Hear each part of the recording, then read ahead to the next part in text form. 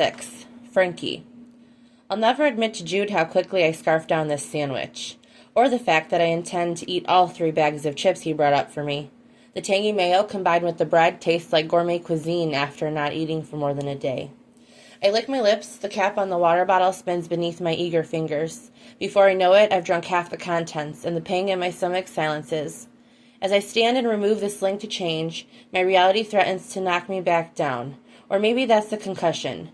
Nobody is on their way to rescue me. Of that I can be sure. I walked around those woods for hours, and Dylan never appeared. He didn't turn the car around to look. Even without remembering what happened in that car, it doesn't seem like a bad thing. My ID remains tucked in my bags back in his car along with a meager amount of cash from my job at the grocery store I've worked at since the day I turned 14.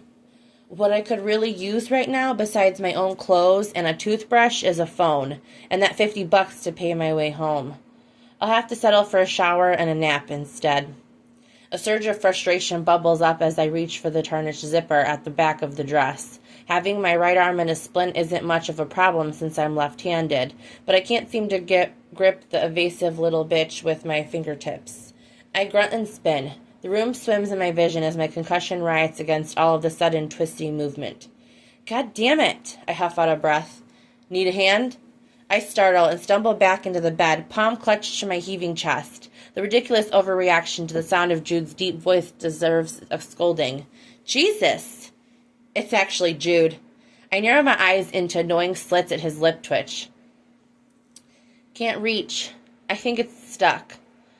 Turn around, he orders. Slow, measured steps bring him closer.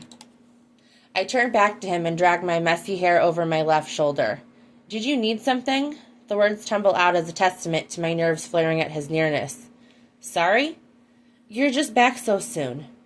Well, I was on my way to my room, but I thought I should see what all that grunting was about. My heart beats in time for the second passing before the first whisper of his fingertips touched me. The way he grips the back of my dress, one finger lays against my bare skin. The contact there is a solid point of warmth, contrasting my usual chilly temperature. His careful tugging sends a jolt through me. A blush hits my cheeks as a current sizzles down my spine to pull in my stomach. I close my eyes. My breathing deepens and I fight to smother the ragged inhales. If only reaching for my water wouldn't raise suspicion to my current predicament. I could guzzle the remaining half bottle to ease my suddenly dry mouth. He adjusts his grip and more of him touches me. His knuckles bump the ridges of my spine. June pauses as if he's also noticing the prolonged skin on skin. So slowly, I can't be sure it isn't intentional. His fingers slip farther down my back. Okay, I'm not sure even water would be enough to quench this sudden inferno ripping through me. A sharp yank and the sound of my zipper splitting has my eyes flying open. Cool air hits my skin as the threads practically disintegrate, revealing my bare back from shoulders to just above the swell of my ass. Fixed it. Did you just rip it open? Yep. Do you mind not tearing my clothes anymore? This dress is all I have. I clutch the loosened fabric against my chest. I'm one misstep away from sprawling naked on the floor. Didn't think you'd need to wear it again since your fuck of a fiancé left you on the side of the highway. My throat clogs and I swallow hard. His description of Dylan settles somewhere deep. The way he acknowledges the mistake I nearly made doesn't fill me with shame. Not the way it did when my parents dismissed the concerns I raised to them. They made me feel like marrying Dylan was the best option for me, despite knowing deep down it wasn't. But when you grow up as I did, one delinquent bill away from homelessness, selling possessions and scraping coins from between couch cushions, you stop questioning that sinking feeling and start living with it. It becomes a part of you. You stop believing there could be anything better. I might be in a strange man's house with a concussion and a broken arm, but at least I'm not married to Dylan. Jumping out of that car was the best thing I could have ever done, even if it was reckless. Dark fabric obscures my vision, snapping me back to the present as it's pulled over my head and traps my hair against my neck.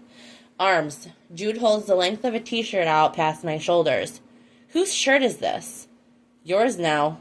As my arms individually clear the holes, he drops the hem. The length of it settles around mid-thigh. You can wear my clothes until I pick up something else. Are you going to dress me every day, too?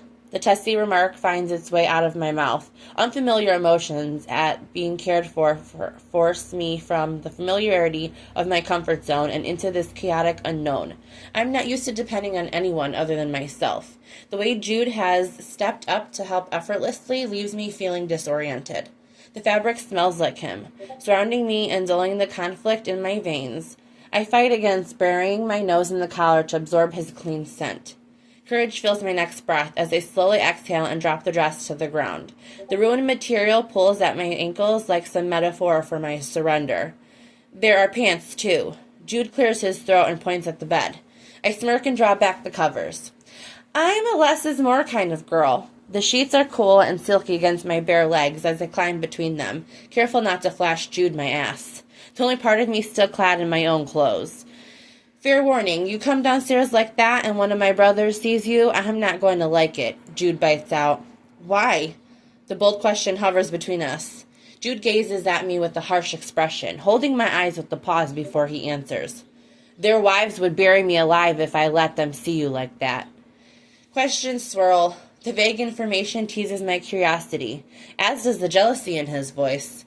How many brothers? Are they all married? What about sisters? Do any of them live here too?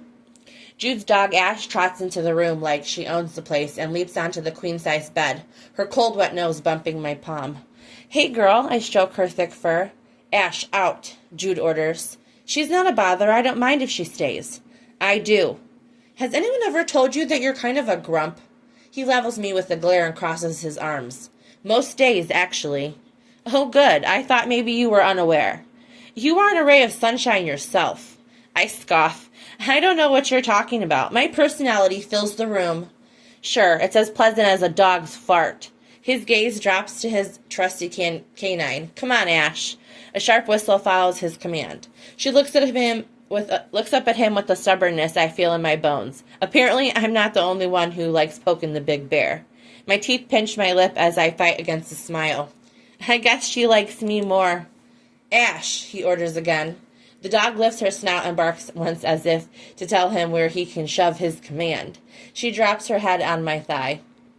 Jude releases a frustrated sigh and brushes his hand over his beard. Seems to me like the man doesn't like to share his loyal companion. She's fine. I promise I won't convince your puppy to come home with me in your absence. That's not a concern, darling. Seems to me you can hardly care for yourself, let alone a dog. The air leaves my lungs. Traces of humor vanish from my expression. Thank you for helping me out of the dress. Now you've overstayed your welcome. My choice of words dares him to stay the same. To kick me out and prove he's not different from anybody else. Tell me, Jude. Tell me I'm no longer welcome. It's not as if I haven't done anything in my power to push him away. He runs a hand through his dark hair, and his stormy gray eyes look a little wild, as if he can't believe the words that slipped out of his mouth. But he's too stubborn to take them back. Holding his shoulders rigid and tense, he looks at his dog one more time before exiting the room.